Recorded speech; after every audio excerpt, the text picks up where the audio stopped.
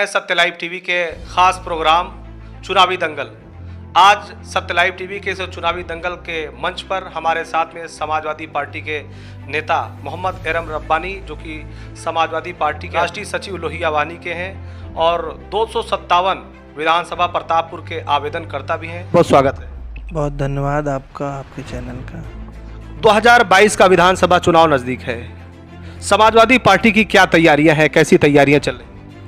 2022 के आगामी चुनाव में उत्तर प्रदेश की जनता को तमाम समस्याओं से निजात दिलाने के लिए हमारी पार्टी समाजवादी पार्टी आदरणीय राष्ट्रीय अध्यक्ष एवं पूर्व मुख्यमंत्री एवं भावी मुख्यमंत्री आदरणीय अखिलेश यादव जी के नेतृत्व में पूरी तैयारियां कर चुकी है और आने वाले समय में हम लोग पूरी मजबूती के साथ उत्तर प्रदेश के आगामी चुनाव में मैदान में उतरेंगे और उतर चुके हैं, मजबूत लड़ाई लड़ेंगे।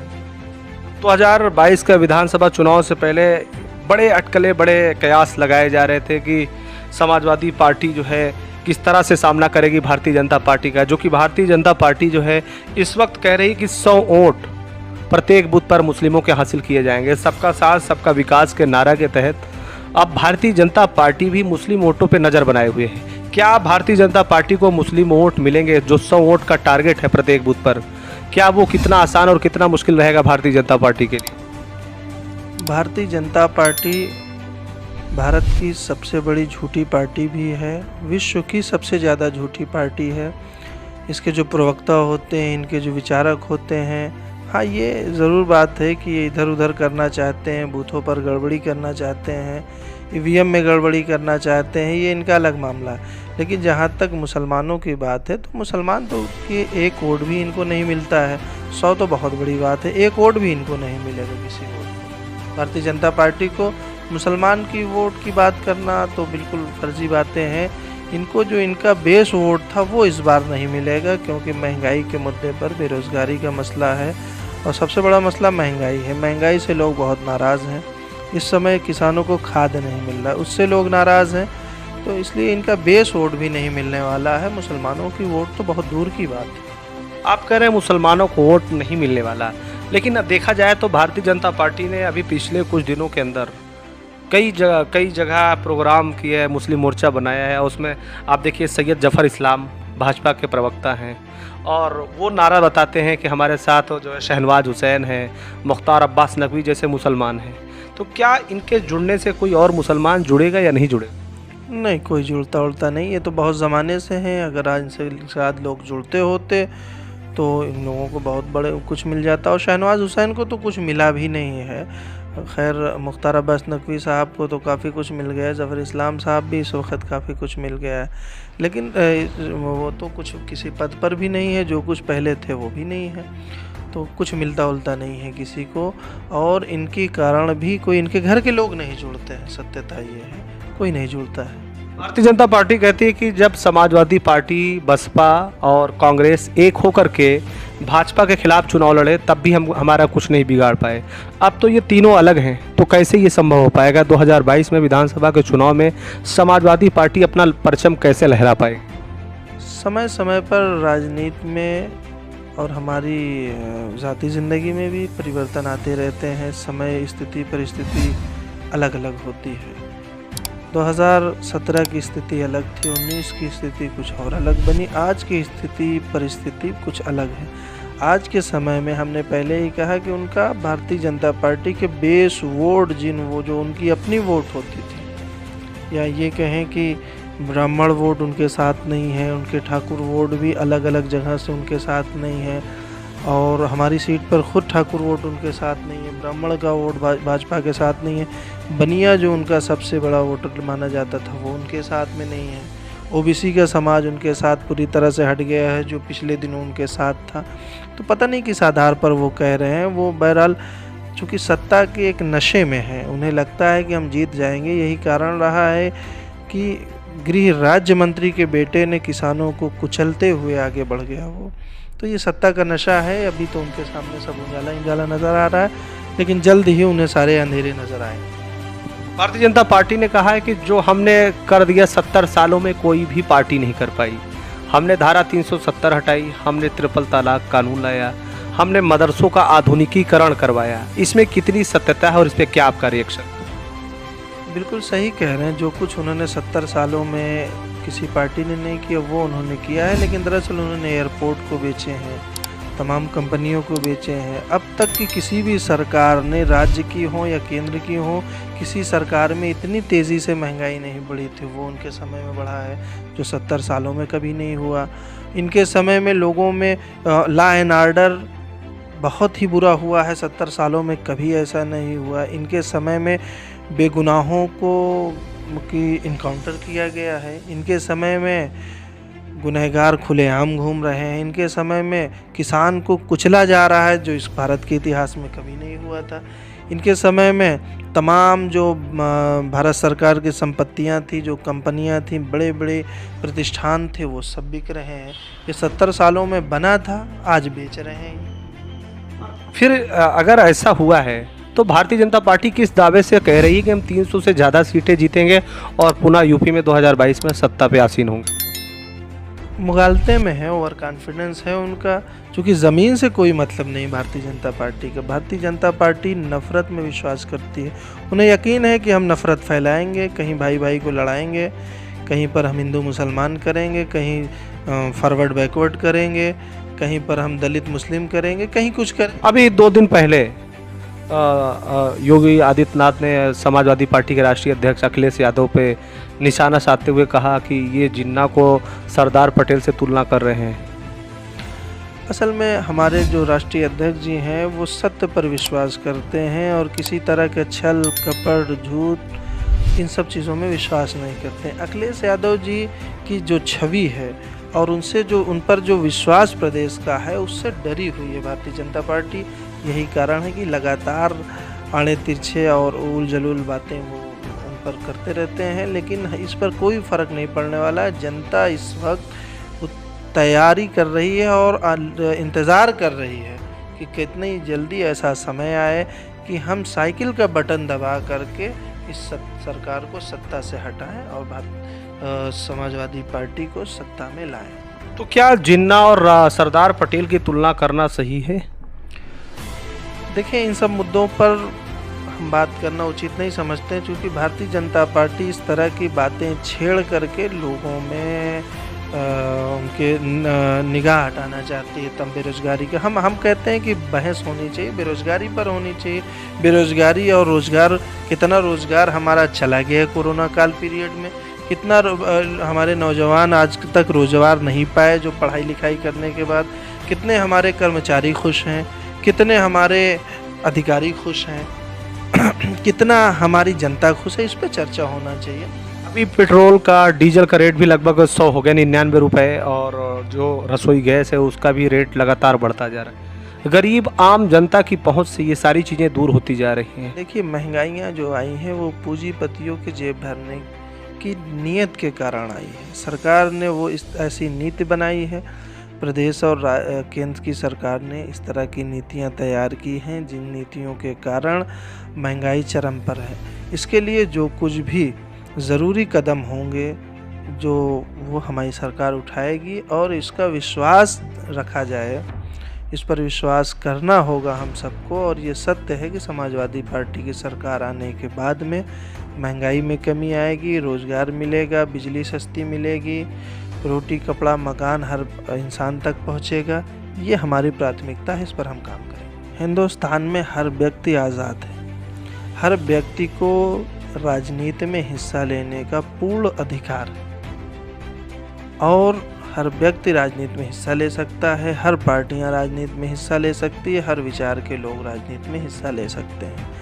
और बाकी जो बातें हैं वो हमारा हाईकमान तय करेगा, वो चीज़ें हाईकमान के अधिकार क्षेत्र में आती हैं। अभी बहुत सारे नेता बहुजन समाज पार्टी के समाजवादी पार्टी में सदस्यता लेकर के अब ये कहा जा रहा है कि इनको समाजवादी पार्टी टिकट भी देगी।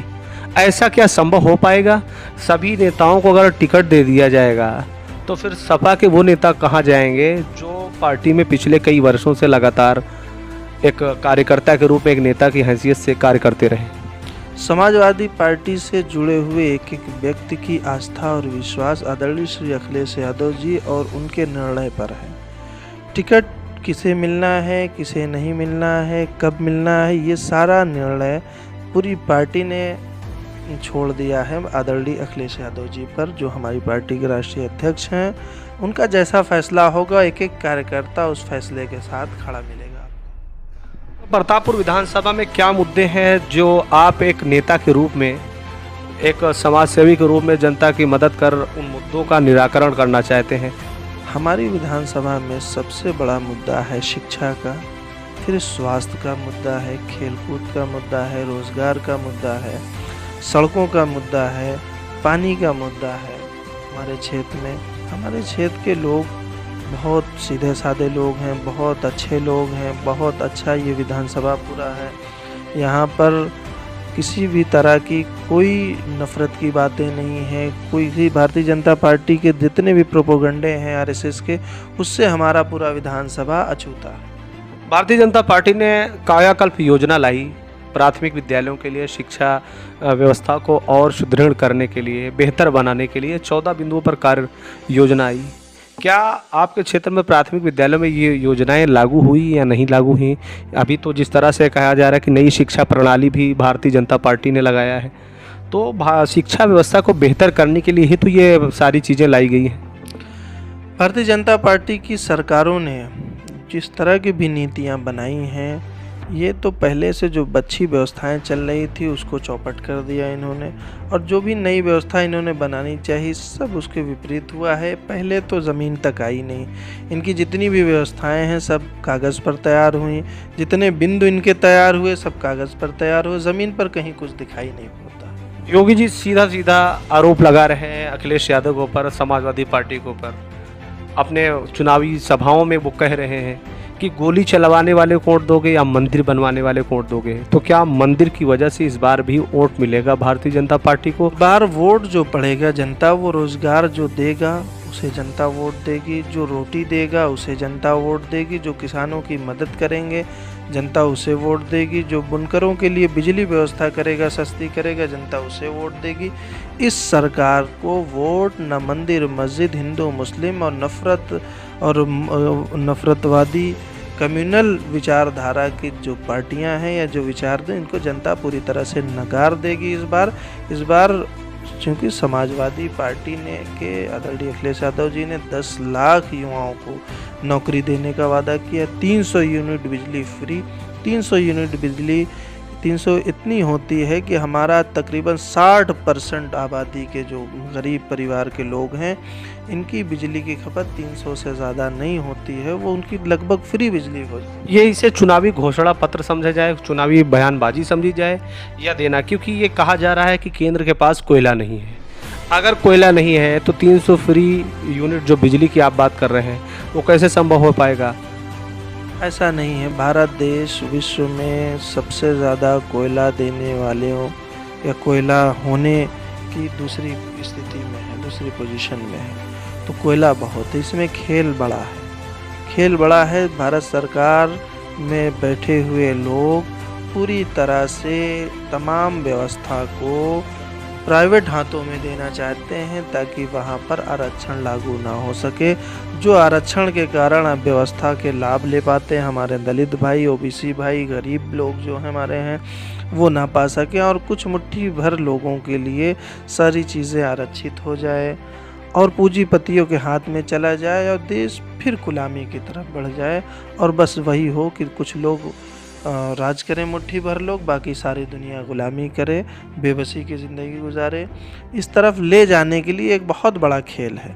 कोयले की कोई कमी भारत में नहीं है, बल्कि कमी लाई जा रही है, अव्यवस्था फैलाई जा रही है ताकि इसी अव्यवस्था को दिखा करके किसी को अंबानी, अडानी, इस तरह के बड़े कारोबारियों को हैंडओवर किया जा सके बिजली, कि आप बिजली चलाओ, हम नहीं चला पा रहे। अभी आप ये सारे आरोप आप लगा रहे हैं कि भाजपा ने कुछ नहीं किया। भाजपा कहती है कि हमने सड़कों का जाल बिछाया, सड़कें हमने बहुत बनवाई, लोगों को फ्री में राशन दिया, वैक्सीनेशन करवाया, तमाम विकास कार्य हमने किए, और विकास के ही मुद्दे पर हम 300 से ज़्यादा सीटें जीतेंगे, फिर से चुनाव जीतेंगे और सत्ता में आएंगे। आप कह रहे हैं कि भारतीय जनता पार्टी ने कुछ किया नहीं। अगर वो कुछ नहीं किया तो किस हिम्मत के साथ ये बातों को कह पा रहे हैं वो? दरअसल वो बातों को तो हिम्मत के ही साथ कहते हैं, होगा उनको किसी चीज़ पर भरोसा होगा उनको। वो तो दंगे कराने वाली पार्टियां हैं, लड़ाई झगड़ा पैदा करने वाली पार्टियां हैं, ये नफ़रत फैलाने वाली। इन्होंने काम तो कुछ नहीं किया। काम कहीं आपको दिख रहा हो तो बताएं आप। काम तो कहीं नहीं दिख रहा। और हमारी पार्टी ने काम करके 2012 से 17 के बीच में समाजवादी पार्टी ने जितने वादे किए थे सभी वादों पर उन्होंने काम किए। चाहे वो अल्पसंख्यक समाज के लिए रहे हो, पिछड़े समाज के लिए रहा हो, युवाओं के लिए रहा हो, महिलाओं के लिए रहा हो, चाहे ये काम समाज के जो दबे कुचले लोग हैं, चाहे ये दलित भाइयों के लिए रहा हो, सब सर्व समाज के लिए। और सड़कों का तो जाल समाजवादी पार्टी ने बिछाया था, मेट्रो समाजवादी पार्टी लाई थी। और हमारी सरकार जो है वो जो बातें हमारे राष्ट्रीय अध्यक्ष जी या हमारी पार्टी जो कुछ भी वादे करते हैं उन वादों पर खरा उतरते हैं और वो काम करके हमने पहले भी दिखाया है, आगे भी दिखाएंगे। हमारा चुनाव में भाषा, हमारी कार्यालय पर भाषा, हमारा मैदान में भाषा, हम लोगों की भाषा में कोई परिवर्तन नहीं है। तो जो दिल में होती है वही ज़बान पर होती है। ये थे हमारे साथ में मोहम्मद एरम रब्बानी, जो कि समाजवादी पार्टी के लोहियावानी के राष्ट्रीय सचिव हैं। पेशे से कि ये अध्यापक भी हैं, लेकिन कई वर्षों से ये लगातार समाजवादी पार्टी में अपनी सेवाएं दे रहे हैं। 257 विधानसभा प्रतापपुर के ये आवेदन करता है समाजवादी पार्टी के। 2022 में चुनाव होना है। भारतीय जनता पार्टी, कांग्रेस, बसपा, सपा, अन्य दल इस समय अपने चुनावी सफ़र में लगे हुए हैं, अपनी अपनी तैयारियों में जुटे हुए हैं। नए घोषणा पत्र, नए वादे, नए दावों के साथ चुनावी रण में नजर आ रहे हैं। 2022 में किसकी बनेगी सरकार, अभी भी सवाल बना हुआ है। ये दावा कर रहे हैं कि समाजवादी पार्टी की सरकार 2022 में पूर्ण बहुमत से बनेगी। और बात करें प्रयागराज मंडल की तो 12 विधानसभा सीटों में सभी सीटों पर समाजवादी पार्टी का कब्जा रहेगा। ये तो समय बताएगा कि आखिर इसका परिणाम क्या होता है, 2022 में किसकी सरकार बनती है। हमारे साथ बात करने के लिए आपका बहुत बहुत शुक्रिया। बहुत धन्यवाद। आपका शुक्रिया, आपकी पूरी टीम का शुक्रिया, बहुत शुक्रिया, बहुत शुक्रिया।